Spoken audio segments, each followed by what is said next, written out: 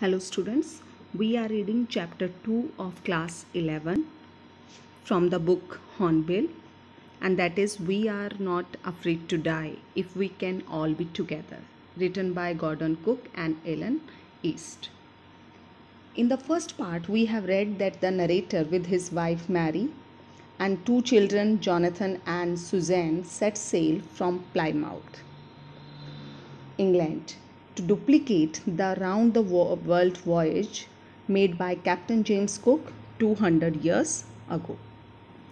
Wave Walker, a professionally built boat, had been tested for months in the roughest weather. The initial period of the 3-year planned journey proved to be quite pleasant. American Larry Wiesel and Swiss Herb Segler joined them at Cape Town to help them tackle one of the world's roughest seas of the southern Indian Ocean. Then the weather began to deteriorate and the crew experienced strong winds and huge waves. At dawn on January 2, the waves were gigantic. The crew members tried to slow down the boat and prepared for an impending disaster. Later in the evening, a tremendous wave wrecked the boat, throwing the narrator into the sea. Then he was tossed back into the boat. However, he was badly injured. Realizing that the boat had taken in water in its lower parts, he instructed his wife Mary to take the wheel, and then he went below deck. Larry and Herb, they just pumped out the water that had accumulated in the boat. So, up to here we have read in the first part. Now move to the next, and here we are.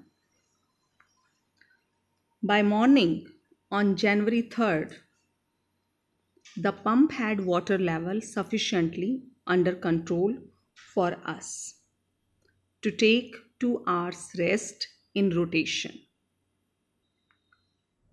By the morning of 3rd January, good quantity of water had been pumped out of the ship. That means the situation was under control. So one by one they took 2 hour rest. But we still had a tremendous leak somewhere below the waterline, and on checking, I found that nearly all the boat's main rib frames were smashed down to the keel. In fact, there was nothing holding up a whole section of the starboard hull except a few cupboard partitions. So even now there was a huge amount of leakage of water into the ship from below the level of the water, and the narrator found out that the main frame of the ship was broken up to the bottommost portion of the ship. Keel means bottommost portion of the ship. In fact, there was nothing holding up a whole section of the starboard. It means actually everything was broken, at least to some extent, in the right side of the ship.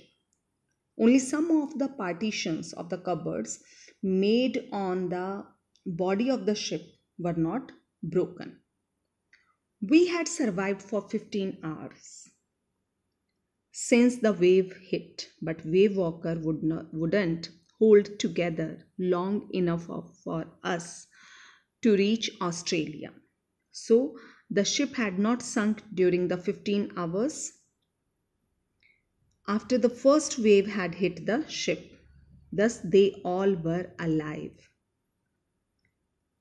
I checked our charts and calculated that there were 2 small islands a few hundred kilometers to the east.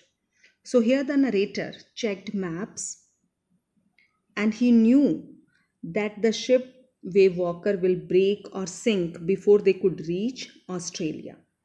He calculated that couple of 100 kilometers from them there were two islands, and these were in the east direction. One of them, Isle Amsterdam, was a French scientific base. Uh, our only hope was to reach these pinpricks in the vast ocean. So, name of one of the islands was Isle Amsterdam. On this island, France had established its study center of science, and their hope of survival depended upon reaching this small island in the huge ocean. Pinpricks means very small in very big ocean. But unless the wind and the seas abated, so we could hoist sail, our chances would be slim indeed. The great wave had put our auxiliary engine out of action. So now what happened? They will not be able to raise their sail until the wind reduced and sea became calm. Their extra engines were damaged by the big wave that had hit their ship. So without raising the sail or without installing that sail, their chance of reaching that island was very low. On January 4, after 36 hours of continuous pumping, we reached the last few centimeters of water. Now we had only to keep pace with the water still coming in. So they have been pumping water continuously for 36 hours. Now it was 4th January and only some centimeter depth of water was in the ship. Now they had to maintain speed of pumping out water to that was coming into the ship. All extra water had been, that means, pumped out. We could not set any sail on the main mast. Pressure on the rigging would simply pull the damaged section of the hull apart. So we hoisted the storm jib and headed for where I thought the two islands were. So due to the high speed of the wind, they could not install sail on the main mast. What is mast? That is the highest pole on the ship. So they were not able to install the sail. That means they were not able to hoist the sail, because this would have put lot of pressure on the ropes that tie sail with outer body of the ship.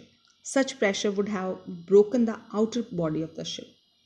So they raised a storm jib. Storm jib means a small scale. I thought, that means the narrator now thought that they had started moving in the direction of two islands. Mary found some corned beef and cracker biscuits, and we ate our first meal in almost 2 days. So what was the condition there? The narrator's wife Mary found some salted meat and some baked bread, and then they ate some baked bread, or we can say biscuits. So they ate their first food after about 2 days. Then, but our respite was short lived. At 4 p.m., black clouds began building up behind us. Within the hour, the wind was back to 40 knots and the seas were getting higher. So that relief was for a short time only. At 4 p.m., what happened? Black clouds started coming from behind the ship, and within 1 hour, the wind was once again blowing at the speed of 40 knots. The waves were becoming bigger and bigger. Seas were getting higher. That means the sea waves were becoming bigger and bigger. The weather continued to deteriorate throughout the night, And by dawn on January 5, our situation was again desperate. Desperate means miserable, hopeless. So the weather continued to become bad during the night, and by next morning our condition, that means their situation has once again become miserable. When I went in to comfort the children, John asked, "Daddy, are we going to die?" I tried to assure him that we could make it. "But Daddy," he went on, aren't afraid of dying if we can all be together. You and Mummy, Sue, and I." So the narrator went into the room to give some emotional support to his children. Then his son John asked him if they were about to die. Then the narrator tried to give him an assurance that they will come out of this bad situation. Then he further told him that the kids were not afraid of dying if they all were together. You, Mummy, Sue, and I. That means here the narrator's son, Jonathan, is just showing bravery and courage. He is not afraid of dying. And from here, we just got the title of the story.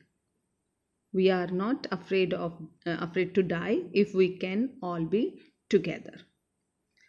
I could find no words with which to respond, but I left the children's cabin determined to fight the sea with everything I had. So the narrator did not know how to reply to his son. Then he came out of the room of his children, but he was determined to fight this bad weather to the best his ability. So he was very determined to fight against this bad weather to the best his ability. Next, to protect the weakened starboard side, I decided to heave to with the undamaged port hull facing the oncoming waves using an improvised sea anchor of heavy nylon rope and two 22-liter plastic barrels of paraffin. So, to protect the weak right side of the ship, the narrator decided to reduce speed of the ship. He moved the ship in such a way that the undamaged part of the front portion was facing waves. So in this way, he just adjusted his ship. He used a thick nylon rope to tie two 22-liter wax drums. Paraffin is here, wax drums with it. And then he used this as an anchor to reduce the speed. That evening, Mary and I sat together holding hands as the motion of the ship brought more and more water in through the broken planks. We both felt the end was very near. So that evening, the narrator and his wife Mary sat together. They were holding hands of each other, and with every movement of the ship, more water was coming into the ship, and they both felt that soon the ship will sink and they all will die. But Wave Walker rode out the storm, and by the morning of January 6, with the wind easing, I tried to get a reading on the sextant. Back in the chart room, I worked on wind speeds, changes of course, drift, and current in an effort to calculate our position. The best I could determine was that we were somewhere in 150,000 kilometers of ocean looking for a 65-kilometer wide island. So their ship Wavewalker came out of the storm. By the morning of 6th January, speed of the wind had reduced, and the narrator tried to determine their direction by measuring an angle through sextant. Back in the chart room, that means then the narrator went to the chart room and he considered speed of the wind, changes, change of direction, movement of the ship, and direction of waves to calculate position of their ship. Then he calculated that they were in the ocean that had 150,000 kilometers area, and they were trying to search an island that had an area of 65 kilometer. While I was thinking, Sue, moving painfully, joined me. The left side of her head was now very swollen, and her blackened eyes narrowed to slits. She gave me a card she had made. So now what happened? When the narrator was doing such calculations, his daughter Sue came near him. She was suffering from a lot of pain due to that injury. Her head was now more swollen. She could open her eyes very slightly, only you can say slightly. Her eyes had become black, and she had made a card, and then she gave that card to her father. On the front, she had drawn caricature of Mary and me with the words, "Here are some funny people. Did they make you laugh? I laughed a lot as well." So on the front of the card, she had made photo, or we can say caricature, pictures of Mary and the narrator. Then she had written some words for them. These are some funny people. She has just called them funny people. And they always make people laugh. I also laughed a lot. That means these are the wordings given by his daughter, meaning that she was proud of her parents because they were fighting against a very bad situation. Then inside was a message, "Oh, how I love you both." So this card is to say thank you and let's hope for the best. Somehow we had to make it. So inside the card a message was written, "I love both of you." Through this card she wanted to thank her parents. Let us be hopeful that best will happen to us. Somehow, that means somehow they need to overcome this difficult situation, and his daughter was trying to motivate her parents. I checked and rechecked my calculations. We had lost our main compass, and I was using a spare which had not been corrected for magnetic variation.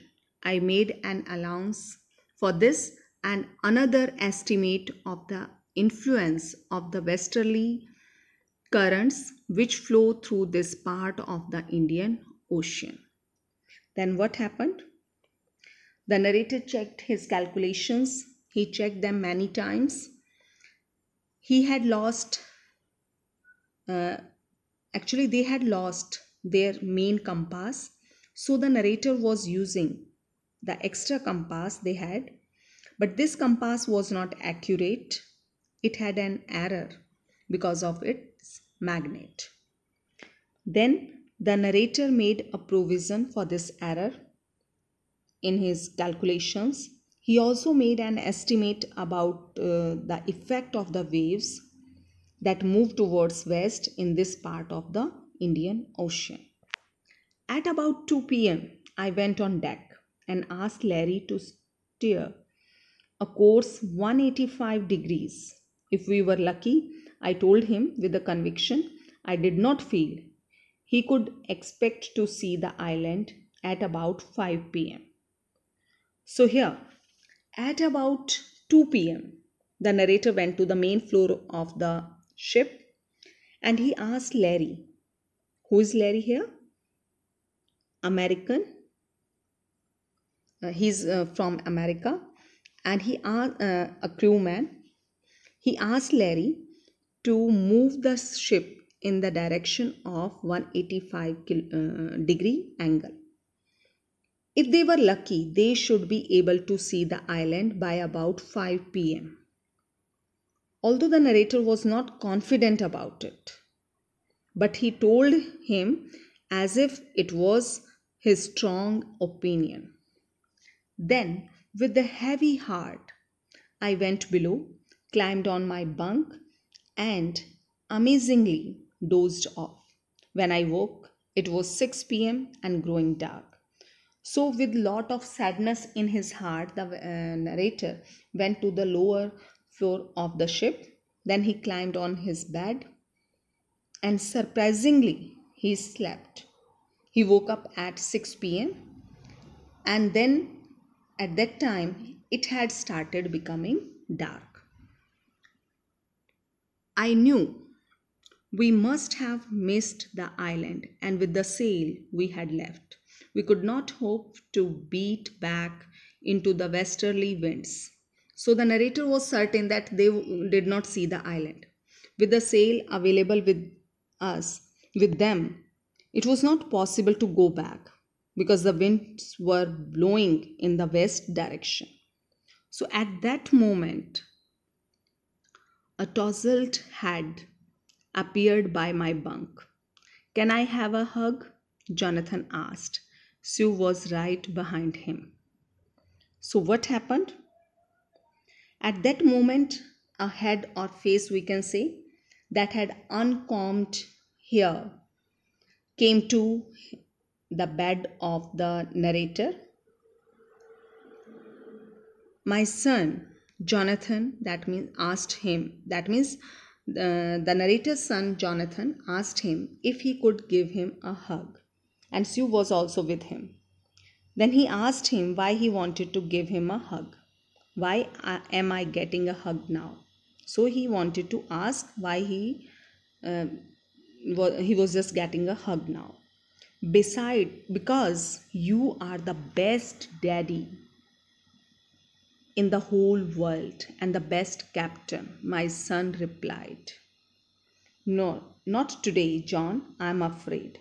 So his son told him that he was the best father in this whole world and he was the best captain of a ship in this world. But the narrator replied that he was sorry, but today he was not best. So he was not confirmed about it that they have got the success. "Why, you must be," said Sue in a matter of fact voice. "You found the island." "What?" I shouted. "It's out there in front of us," they chorused. "As big as a battleship." So his daughter Sue said in an unemotional voice, that means practical voice, that he should feel that he's the best because they have found the island. And the narrator was totally surprised. They said together that the island was in front of them and it was looking like a big war ship.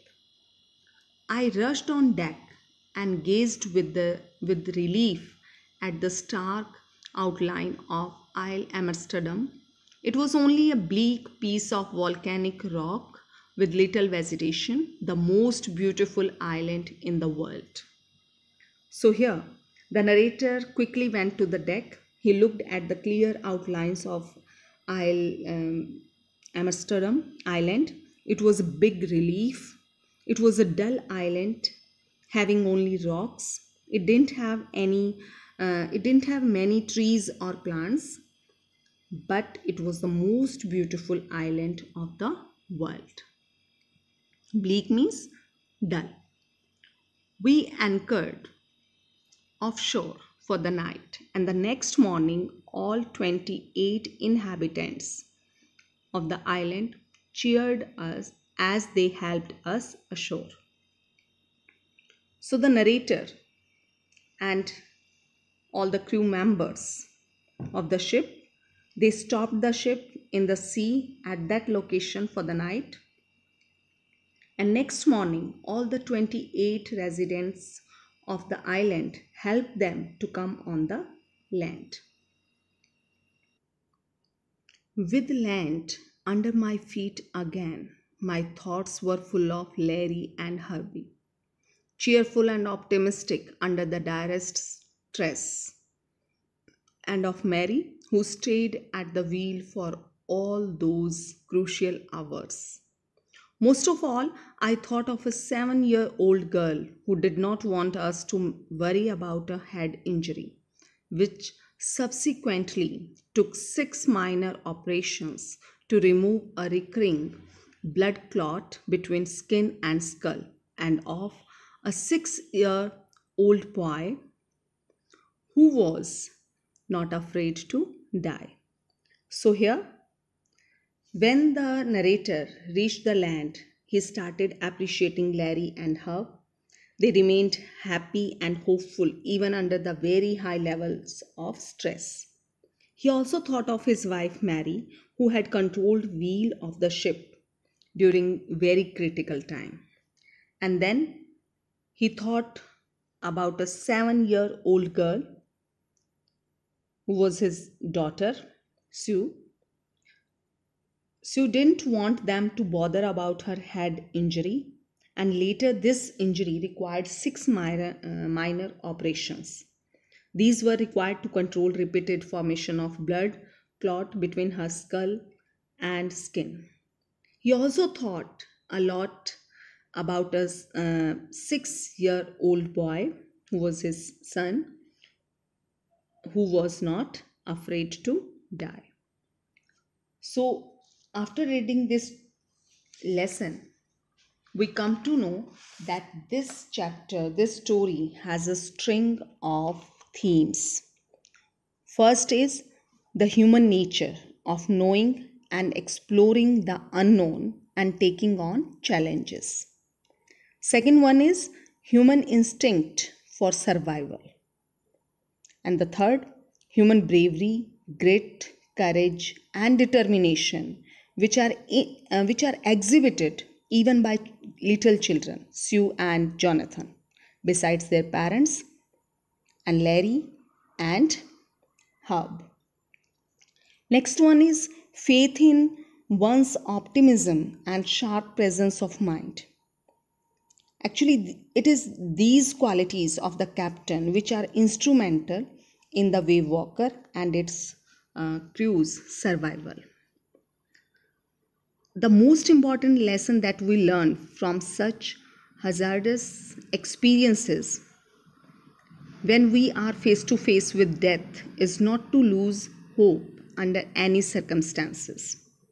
At times, life presents very dire situations, but if one is optimistic about finding a solution and overcomes the odds, one will always be successful.